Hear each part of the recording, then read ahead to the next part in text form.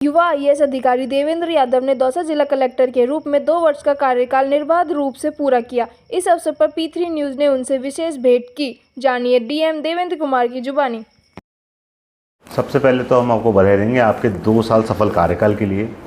तो आपको कैसा लगता है? Thank you so much.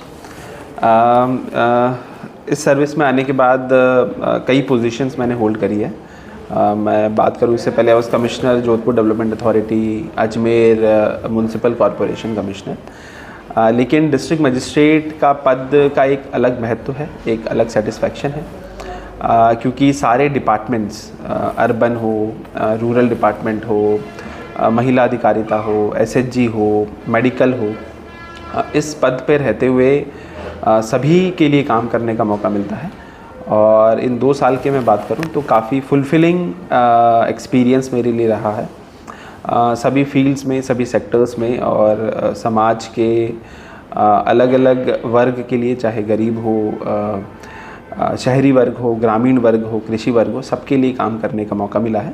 तो काफ़ी फुलफिलिंग मेरा एक्सपीरियंस रहा है पिछले 2 साल का। अक्सर कहा जाता है और देखा जाता है कि जो भी परफॉर्मेंस की फाइल्स होती हैं वो केवल फाइल्स तक सीमित रहती हैं। तो आपने फील्ड में कितने जाके निरीक्षण किए, कितने आप एक्टिवली पार्टिसिपेट किए आपने? बिल्कुल। मैं अगर जिला कलेक्टर के वर्क को मैंने किस प्रकार से डिवाइड करा है तो वो कुछ इस प्रकार से है कि मैं 4 मुख्य भागों में बांटता हूँ। एक ग्रीवेंस रिड्रेसल जी, एक field work, field inspection, file work, meetings और कोर्ट। इन सब को मैंने प्रयास करे हैं कि बराबर समय दें ताकि एक के बजाय दूसरा ना पिछड़े। प्रत्येक फ्राइडे मेरा शेड्यूल्ड विजिट्स और इंस्पेक्शंस रहते हैं। थर्सडे को राज्य सरकार द्वारा निर्देशित किए गए हैं, हमें जनसुनवाई करनी होती है। इसके अतिरिक्त हमें रात्रि चौपाल करनी होती है। तो प्रति माह रात्रि चौपाल 3 से 4 का हम टारगेट रखते हैं। फील्ड विजिट्स प्रत्येक फ्राइडे होते हैं, तो हर महीने में 4 हो जाते हैं। और मेरे प्रयास रहे हैं कि सभी उपखंड के मैं 2 महीने के अंदर सभी उपखंड का मैं मोटा मोटा फील्ड विजिट और इंस्पेक्शन कर लूँ। मैं आंकड़ों की बात करूँ तो रात्रि चौपाल अभी तक अराउंड 36 मैंने करी है, क्योंकि बीच में चुनाव आ जाते हैं, आचार संहिता में अलाउड नहीं होता है, तो उस समय नहीं कर पाए थे। बट ब्रॉडली मेरा हर महीने का रहा है कि मैंने कोई रात्रि चौपाल स्किप नहीं करी है। और रिलीजियसली हमने रात्रि चौपाल फ्राइडे के मेरे फील्ड विजिट्स और इंस्पेक्शंस रहे हैं। और इसके कई फ़ायदे भी होते हैं। ग्राउंड लेवल से कई समस्याओं की हमें जानकारी मिलती है, हमारी स्कीम कैसे इम्प्लीमेंट हो रही है, उसके बारे में हमें फीडबैक मिलता है। तो अभी आपको क्या लग रहा है कि उस चीज़ को और बेहतर कैसे किया जा सकता है? कुछ प्लान्स हैं आपके? बिल्कुल। अगर हम रात्रि चौपाल और अगर फील्ड विजिट के बारे में बोलें तो मोर और लेस काफ़ी सेटिस्फैक्ट्री रहा है।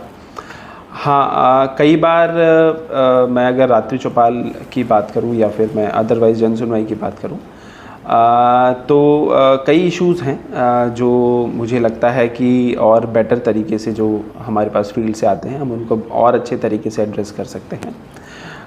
बाकी जो नंबर ऑफ़ रात्रि चौपाल फीस विजिट्स मैंने करी और एडीएम साहब और हम लोग करते हैं, तो उनसे मैं मोर और लेस सेटिस्फाइड। जी, बेहतरीन।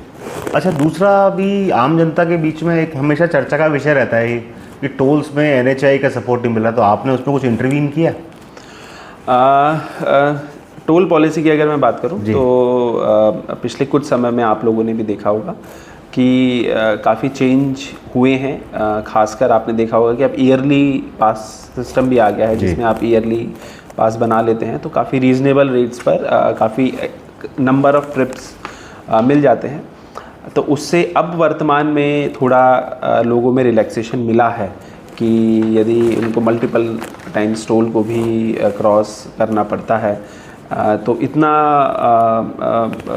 पेनफुल या मैं कहूँ कि बर्डन पॉकेट पे नहीं होता है।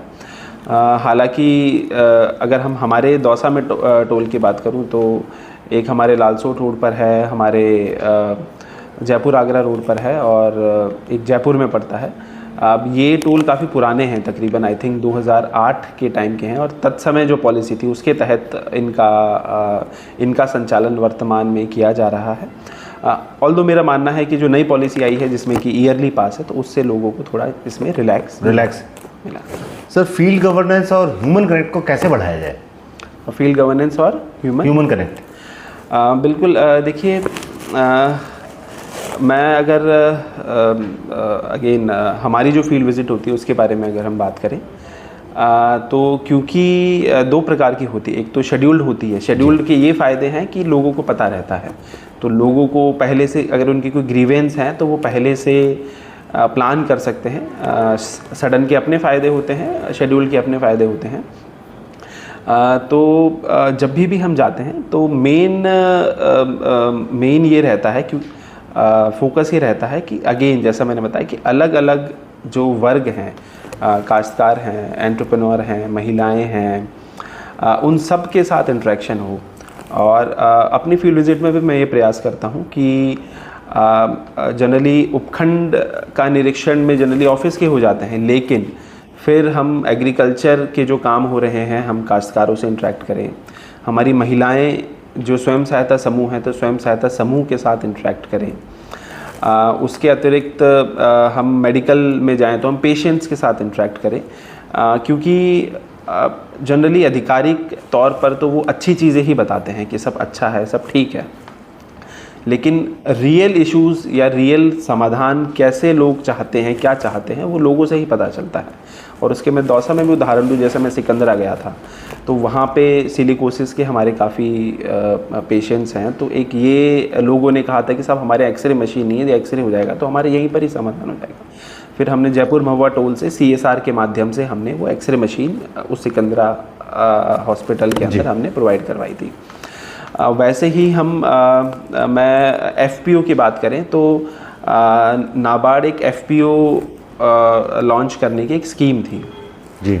तो एक और इसका भी श्रीनिवास जी ने भी पिछले कुछ दिनों पहले ही किया था। बिल्कुल, उन्होंने अवलोकन भी करा था। तो फिर एक फील्ड के अंदर जब महिलाओं SHG से हम जब जुड़ते थे तब एक ये आता था कि महिलाओं का 10 का 12 का समूह है, तो क्यों ना हम FPO को कंसेप्ट को राजीविका के उसके अंदर लेकर के आएँ। और दौसा के अंदर एक FPO प्रथम हमने राजीविका का बनाया और उसने मतलब पिछले 1 वर्ष के अंदर ही तकरीबन 30 लाख से अधिक उन्होंने तो स्वयं के पैसे इकट्ठे कर लिए। 800 से अधिक महिलाएं उस FPO के साथ जुड़ी हुई हैं और उससे जो कई फ़ायदे होते हैं, खाद बीज वो सस्ते में परचेज़ करते हैं, प्रोडक्ट सस्ते में परचेज़ करते हैं, और जो मार्जिन और जो प्रॉफिट होता है वो फिर उन महिलाओं को मिलेगा। तो इस प्रकार की कई चीज़ें फील्ड विजिट से, और जो ह्यूमन कनेक्ट जो आपने प्रश्न पूछा कि हम कैसे एक जो बैरियर होता है कलेक्टर का और जो एक नॉर्मल आदमी के रूप में, ताकि वो समस्याएं बता पाएँ, ताकि हम उसका फिर समाधान कर सकें। तो ऐसी कई चीज़ें हमने फिर इन फील्ड विजिट और एक ह्यूमन कनेक्ट के माध्यम से हमने करी। जैसे कि सर आप इंजीनियर हैं, बिल्कुल, तो अगर आपको फिर से मौका मिले वो पहले दिन का और आज 2 साल पूरे करने पे, तो आप फिर से कहाँ से शुरू करेंगे? I just want to know the journey you started and how it has come. बिल्कुल, देखिए इसमें काफ़ी टफ क्वेश्चन है, और 2 साल में अगर मैं कहूँ तो आई हैव ऑल्सो इवॉल्व्ड मेरे गवर्नेंस के मेथड में कि मैं कैसे डिपार्टमेंट्स के साथ इंटरेक्ट करता हूँ, कैसे सुपरविज़न करता हूँ। मेरा ये देखना है कि जब स्टार्टिंग में आया था तो जनरली एक हमारी सभी डिपार्टमेंट्स के साथ एक मीटिंग होती है जिसमें सभी डिपार्टमेंट्स होते हैं। वो गवर्नेंस के अंदर काफ़ी पॉपुलर भी है, मंडे मीटिंग भी कहा जाता है उसको। मैं अब रिट्रोस्पेक्ट में बात करूं तो मुझे इतनी इफ़ेक्टिव नहीं लगती, क्योंकि आपके पास 36 डिपार्टमेंट बैठे हैं, आपके पास 1 घंटा है, आप 2 मिनट से ज़्यादा किसी डिपार्टमेंट को दें तो आपके 1-2 घंटे इसी में ही निकल जाते हैं। तो I have broken down them कि भाई मैंने मेडिकल एक सेक्टर बना लिया है, तो मेडिकल में मेडिकल हो गया, उससे रिलेटेड जो डिपार्टमेंट्स है, वुमेन एम्पावरमेंट से रिलेटेड एक मैंने सेक्टर बना लिया है, तो उसमें WR, ICDS, एजुकेशन, ये डिपार्टमेंट्स हो गए। तो अब उनको तोड़ करके फिर इस प्रकार से उनका रिव्यू, इंफ्रास्ट्रक्चर एक कोर डिपार्टमेंट है जिसमें PWD, PHD, डिस्कॉम, इनका फिर रिव्यू करते हैं ताकि उन मीटिंग से आउटपुट आ पाए। अगेन मैं आप प्रश्न है कि मैं दोबारा स्टार्ट करता तो क्या अलग करता, very difficult question, but again जैसा मैंने आपको बताया कि मेरा जो मानना है कोर एक कलेक्टर के प्रिंसिपल्स फील्ड विजिट्स हैं ताकि हम कर सकें, ग्रीवेंस रिड्रेसल है जो कि हम करते हैं, file work is again important, court work जो कि हम, क्योंकि न्यायालय हमारा होता है, court work is again important, और I take pride in the fact कि आई ट्राई, मतलब आई बीन ट्राइंग कि मैं पाँचों दिन कोर्ट लूँ, अदरवाइज जनरली 1 दिन या 2 दिन की परंपरा होती है, मैं 5 दिन लूँ ताकि कोर्ट वर्क सफ़र ना हो, टाइमली हम जजमेंट दे सकें जी, और मीटिंग्स और जो रिव्यू होता है वो सारी चीज़ें करें। तो ये ब्रॉड लाइंस पे I run this. Sir philosophically ये माना जाता है कि इंसान का कंपटीशन किसी दूसरे से नहीं, उससे खुद से होता है। बिल्कुल। तो जैसा कि आपने अपने अभी जर्नी के बारे में बताया, तो how much you are competing with yourself, आप खुद को कितना सेटिस्फाई कर पा रहे हैं इन 2 वर्ष के कार्यकाल में? नहीं, again I think a lot can be lot more, I think could have been done. कई हमारे प्रोजेक्ट्स हैं जो कि कुछ हमारे कंट्रोल में नहीं होते हैं, जैसे Isarda project is an example, हमारा फॉरेस्ट डाइवर्जन की वजह से वो काफ़ी डिले हुआ, although we tried our best कि हम टाइमली डाइवर्जन करा करके करें, but in hindsight maybe we could have done it faster. और कई इंफ्रास्ट्रक्चर के प्रोजेक्ट्स हैं जो कि मैं RDSS की बात करूं जो कि हमारा डिस्कॉम का बड़ा प्रोजेक्ट है, उसके अंदर भी कई हिंड्रेंसेस हैं, कई हमारे आउट ऑफ कंट्रोल में होते हैं क्योंकि कई परमिशन सेंट्रल गवर्नमेंट तक जाती हैं, तो it takes time, but I think कि उनको और तेज़ी से और पीछे लग करके I think we could have matter. Basically sir वही सही है, शिक्षा, स्वास्थ्य, सड़क, पेयजल, ये सब चीज़ें तो अपनी जगह रहेंगी सर। जिले को मॉडल डिस्ट्रिक्ट बनाने के लिए सर आपकी क्या विचार है?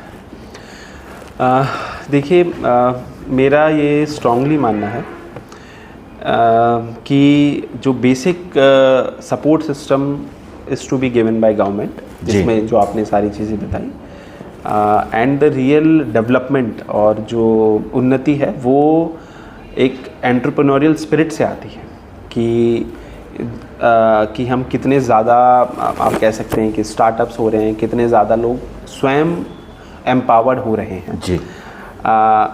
तो 2 एस्पेक्ट्स को मैं मानता हूँ, एक जो हम गवर्नमेंट को हमें देना है, बिजली, सड़क, पानी, एक अच्छा government system, better law and order जी, ये चीज़ें हमें देनी है। जो सेकंड है इसका एस्पेक्ट जो कि अगेन गवर्नमेंट का उस पर फोकस रहता है, जैसे SHG हो गए, वेरियस लोन स्कीम हो गई, सब्सिडी स्कीम हो गई, PM विश्वकर्मा स्कीम हो गई, जिसमें we skill people, we train them, we give loan, हम उनको लोन देते हैं जिससे कि वो खुद का कारोबार स्टार्ट कर सकें और खुद आगे बढ़ सकें।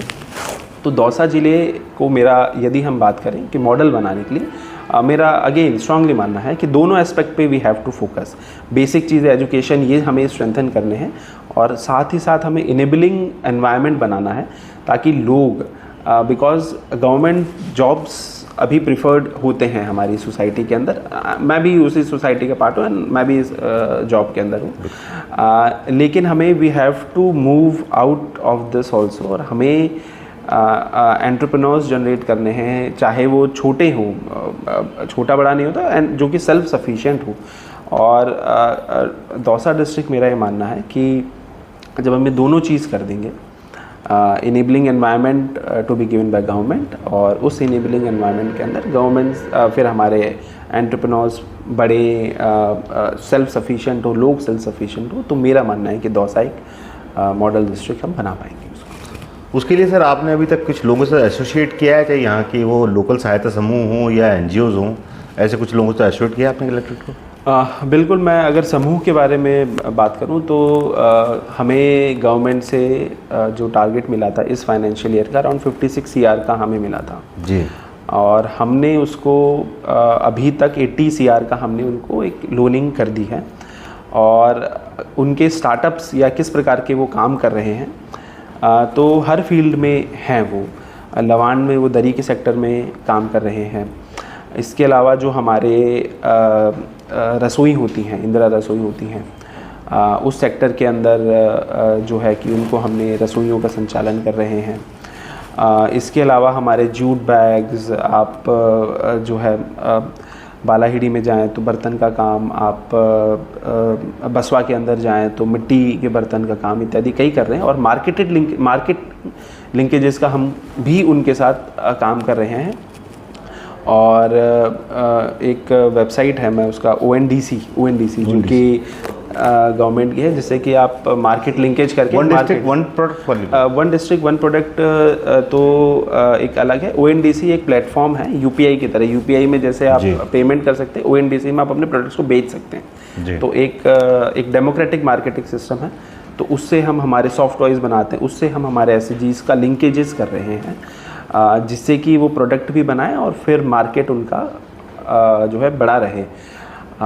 और दूसरा, अगर हम क्रेडिट की बात करें तो जैसे SHGs में हमने ये प्रयास करा है इस बार कि क्योंकि कोऑपरेटिव बैंक का प्रशासक मैं ही हूँ, और कोऑपरेटिव बैंक ने पिछले साल 50 लाख के लोन दिए थे। इस साल हम 2.5 करोड़ के दे चुके हैं और 2.5 करोड़ के और देंगे, 5 करोड़ के SHG को लोन देंगे। और हमने ये एक मोटिवेशनल स्कीम लाने का प्रयास करा है कि UIT का फ़ंड हम जितना वो SHG को लोन देंगे उतना UIT का फ़ंड हम कोऑपरेटिव बैंक को देंगे। तो इससे UIT बेसिकली दौसा में काम करती है, दौसा से हमारे पास पैसा आता है। उस पैसे को जब तक कि हम खर्चा नहीं करें UIT, तब तक उसको कोऑपरेटिव बैंक में रख देंगे। कोऑपरेटिव बैंक उनको SHG को लोन दे देगा और SHG को लोन दिया हुआ 100% सेफ़ है, वो सारा पैसा रिटर्न आ जाता है। तो दौसा का पैसा वहाँ पे यूज़ हो रहा है, और जब UIT को खर्चा करना होगा तब उससे वो खर्चा भी कर लेंगे। तो जब तक वो आइडल मनी है, जो कि दौसा का अमाउंट है, वो दौसा में ही SHGs के बेनिफिट के लिए, लोनिंग के लिए हम उसको इस्तेमाल करेंगे। जिस तरीके से सर हमेशा क्या है कि ये कहा जाता है एडमिनिस्ट्रेशन के लिए कि उनको बलि का बकरा बना दिया जाता है, और आज के ज़माने में जो यंगस्टर्स जो आ रहे हैं वो बहुत इनोवेटिव हैं, तो क्या वाकई में कुछ कोप अप कर पाया है सिस्टम? नहीं, देखिए, मैं मेरा personal experience, we are not hitting anyone, हम किसी को टारगेट नहीं कर रहे हैं, या उसको और कैसे बेहतर किया जा सकता है? नहीं, देखिए, इसमें आई थिंक जैसे सिक्के के 2 पहलू होते हैं, वैसे ही ब्यूरोक्रेसी का एक क्रिटिसिज्म भी दिया जाता है कि वो एंटर होते हैं और फिर रिटायरमेंट के बाद ही वो होते हैं, तो कोई उनको निकालना आसान नहीं है सर्विस से। तो एक ये प्रोबेबिलिटी है कि वो लोग फिर आलसी हो जाएंगे या फिर इतना नहीं सिस्टम के बेटरमेंट के लिए वर्क करेंगे। जबकि चीज़ें इवॉल्व होती हैं सर हमेशा। बिल्कुल, जबकि पॉलिटिशियन है, उनको हर 5 साल में परीक्षा देनी होती है जी। तो आई थिंक दोनों का एक कॉम्बिनेशन वर्क्स बेस्ट। कि मैं भी बात करूँ तो हमें पॉलिटिशियन से कई इश्यूज़ हमारे पास आते हैं लोगों के, जो कि ट्रेडिशनल ब्यूरोक्रेटिक सिस्टम नहीं पिक कर पाता, हो सकता है, क्योंकि उनके पास तो कोई भी चला जाता है। रिसेंटली आई हैड नोन वो आपके तहसीलदार और विधायक का झगड़ा हुआ था, it was trend viral also. मैं एक्चुअली दूसरे की बात कर रहा था। मैं बात कर रहा था कि जैसे कई हमारे जो हम इसकी बात करें माँ योजना के अंतर्गत यदि कोई आज एक्टिवेट कराता है अपना कार्ड, तो वो 3 महीने बाद उसको इस्तेमाल कर पाता है, उसमें राइडर है। बट कई हमारे क्रिटिकल केसेस होते हैं जो इमीडिएटली हमारे पास आते हैं कि साहब उनके पास गरीब परिवार है और उनको ट्रीटमेंट के लिए पैसा नहीं है, तो उसकी पावर कलेक्टर्स को दे रखी है। लेकिन वो ज़्यादातर हमारे पास रेफरेंसेस जनप्रतिनिधियों के माध्यम से आते हैं, जो कि रियल नीडी और रियल गरीब होते हैं, और हमारा और वो उनका रीच भी बहुत इजी होता है कि आप अपने MLA से बड़ी आसानी से मिल सकते हैं, अपने प्रधान से आसानी से मिल सकते हैं। और हमारे पास हो सकता है रीच करने में डिस्टेंस वाइज भी दूरी हो, समय इज अगेन ऑफ क्रिटिक होता है। तो इस प्रकार के सॉल्यूशंस जब वो प्रॉब्लम्स आते हैं, तो मतलब मैं वही कहूँगा कि एक सिक्के के 2 पहलू हैं। उसके अंदर तो आप नंबर 1 है सर। कल हम जब गए हैं तो एवरीबॉडी वाज आस्किंग कि पहले आप ऐसे कलेक्टर हैं जो सुनते हैं सबको, क्योंकि गांव से जो भी व्यक्ति आ रहा है उसकी समस्या एक ही होती है कि लोग सुनते नहीं हैं उसे। अगेन मतलब मैं तो धन्यवाद देना चाहूँगा कि इस प्रकार का फीडबैक आपको मिला है, और अगेन ये जनता का प्रेम ही है। और जैसा मैंने बताया कि 1/4 हिस्सा जो मैंने बताया 1/4 ग्रीवेंस रेड्रेसल के लिए, जो मेरा मानना है कि एक सिविल एडमिनिस्ट्रेशन को देना चाहिए। 1/4 for grievance redressal, 1/4 for field visit, 1/4 for meetings and file work और 1/4 फॉर कोर्ट वर्क जो कि हमें That's perfect, sir. But what more? Because in my philosophy, more till you are no more. नहीं, definitely मैं अगर individually भी मैं बात करूं जी। तो जैसे कोर्ट वर्क की मैं बात करूं तो despite doing better than the targets that we have been given, काफ़ी फाइलें हमारे कोर्ट के अंदर पेंडिंग हैं और ये एग्जांपल है। Red cover means older than 10 year. That means आप उनको पिन आउट कर रहे हैं कि हाँ देयर इज कुछ है अगेन। बिल्कुल। That's तो great. कोर्ट वर्क के अंदर again lot needs to be done, मतलब मे बी क्योंकि टाइमली जजमेंट्स हों तो उससे रिलीफ लोगों को मिलता है। मैं अगर ग्रीवेंस की बात करूं तो ग्रीवेंस में भी 2 प्रकार के हम इश्यूज़ होते हैं। एक तो होता है जो कि इमीडिएट हम सॉल्यूशन कर सकें, कुछ होता है जो कि सिस्टमिक चेंजेस मांगते हैं। जैसे कि हम ग्रीवेंस के लिए गए तो 2-3 रात्रि चौपालों में मेरे पास पीएम किसान के इश्यूज़ आए कि साहब पीएम किसान की किस्त हमारे पास नहीं आ रही है। क्यों नहीं आ रही है? क्योंकि उनका बैंक अकाउंट आधार से लिंक्ड नहीं है या फिर EKYC नहीं हो रखी है। तो फिर इस प्रकार के इश्यूज़ को हम आइडेंटिफाई करके एक कैंपेन मोड में पूरे डिस्ट्रिक्ट में चलाते हैं ताकि सभी जगह उसका फ़ायदा हो जाए। और फिर पीएम किसान के अंदर भी मतलब बॉटम से हम EKYC और आधार लिंकेज के अंदर हम टॉप में भी आए थे, जो कि कॉन्सिक्वेंशियल है बिकॉज वी डिड डैट। या फिर हमें रास्ते के इश्यूज़ आते हैं तो फिर हमने एक अभियान चलाया था कि भाई रास्ता खोलो अभियान हमने चलाया था। और जब फसल कट जाती है तो उसके बाद हमने कैंपेन मोड पे चलाया था। बट अगेन आप देखें तो ग्रीवेंसेस जो संपर्क पे, अब या तो हम इसको ऐसे भी देख सकते हैं कि the trust in a system is so much कि लोग संपर्क पे शिकायत भी करते हैं ताकि उनका रिजॉल्व हो सके। But I think lot grievances need to be resolved. और इसके बाद भी देयर इज़ मतलब अथाह वर्क जो है that needs to be done grievance redressal के फील्ड की अगर हम बात करें। लेकिन गुड कि हमारे अच्छे सिस्टम्स हैं, संपर्क का अच्छा सिस्टम है, संपर्क कैप्चर कर लेता है, उससे समाधान कर देते हैं। उससे नहीं हो पाता है तो फिर हम कैंपेन के मूड में हम समाधान करते हैं। तो lot needs to be done and can be. That's great sir. Last question, SIR को लेकर सर आपकी क्या तैयारी रही है? कितने रिप्लाई आप अपने आप को प्रेस करेंगे? अप्रैल मई के अंदर चुनाव होंगे, उससे पहले वो कंप्लीट करना है। बिल्कुल, उसके बारे में मुझे बताएं। देखिए अगर हम SIR की बात करें तो जैसा अब विदित है कि किस तारीख को एंड है SIR राजस्थान के अंदर, और हमारा E-रोल जो है डाउनलोड आज स्टार्ट हो गया है। और आज डाउनलोड होने के बाद हमारे सभी SDMs ने कर दिया है जो वोटर लिस्ट है, और वो हमारी प्रिंट हो जाएंगी 2-3 दिन में। और वोटर लिस्ट जो SIR की प्रक्रिया है मेरा ये मानना है कि 21 तक हम इसको पूर्ण कर लेंगे, क्योंकि पूरे राजस्थान के लिए है। और 21 को SIR जो वोटर लिस्ट का काम है वो पूरा हो जाएगा इस 21 तक। आपने सर टोल की बात की, तो टोल में एक साल पहले नितिन गडकरी ने कहा था 60 किलोमीटर की दूरी कम की जाए। तो दौसा में जैसे सिकंदरा के पास में टोल, एक राजा भोग, इसकी जो दूरी है उसके बारे में क्या आपने कोई पत्राचार? इसके बारे में जैसा मैंने कहा कि पत्राचार नहीं हमारी तरफ से हुआ है। उसका एक रीज़न ये भी रहा है वर्तमान में, जैसा मैंने बताया, क्योंकि ईयरली पॉलिसी आ गई। तो अगर वो 80 किलोमीटर की दूरी पर भी यदि होता है तो ईयरली पॉलिसी के तहत, एक ईयरली पास के तहत एक नॉमिनल चार्ज पर जो है टोल देना होगा। और सेकेंडली अगेन ये जो टोल हैं ये पूर्व आई थिंक 2008 के टाइम के हैं जब ये टोल बने थे, तत्समय की पॉलिसी के तहत बने थे। जैसा कि NHI का इसमें कहना है, और NHI का ये भी कहना है कि यदि इस प्रकार के टोल होते हैं जो कि नियर होते हैं तो उसमें रेट को लेकर के भी कुछ कंपनसेशन या रिलैक्सेशन दिया जाता है ताकि लोगों पर आर्थिक भार इतना ना पड़े। क्या इस दौसा जिले को इस गर्मी में पानी मिलने की संभावना है सर? बिल्कुल, हम प्रयासरत पूरा हैं कि इन गर्मियों तक मैं पूरे ज़िले का तो हमने नहीं कमिट किया था, सिटी के लिए हमने कमिट किया था कि हम दौसा ज़िले के अंदर पानी प्रवेश करवा देंगे, और हम प्रयासरत हैं पूरा। इसमें 2 मेजर चैलेंजेस हैं। एक तो फॉरेस्ट का है जो कि अब मेरा मानना है कि विद इन 7 डेज़ रिजॉल्व हो जाना चाहिए, क्योंकि उसकी जो भी क्वेरीज थी हमने सारी क्लियर करके स्टेट गवर्नमेंट भेज दी है, सेंट्रल गवर्नमेंट से भी अप्रूवल आ गया है। दूसरा इसमें जो इशू था वो रेलवे के साथ है, और रेलवे के साथ जो इशू है वो भी ऑन टाइम अभी तक चल रहा है, क्योंकि आपको पता होगा लालसोट जो हमारी दौसा गंगानगर गंगापुर सिटी जो लाइन जाती है उसके ऊपर से ये पाइपलाइन आएगी, और वहाँ पे पाइल का काम चालू हो गया है, उसकी रेलवे ने डिज़ाइन और ड्राइंग भी अप्रूव कर दी है, तो वो भी ऑन टाइम है। तो हम वी आर वेरी होपफुल कि हम इस गर्मियों में दौसा शहर मतलब दौसा ज़िले के अंदर पानी का प्रवेश करवा देंगे। You are not only part of system but also a public member. Public और सिस्टम,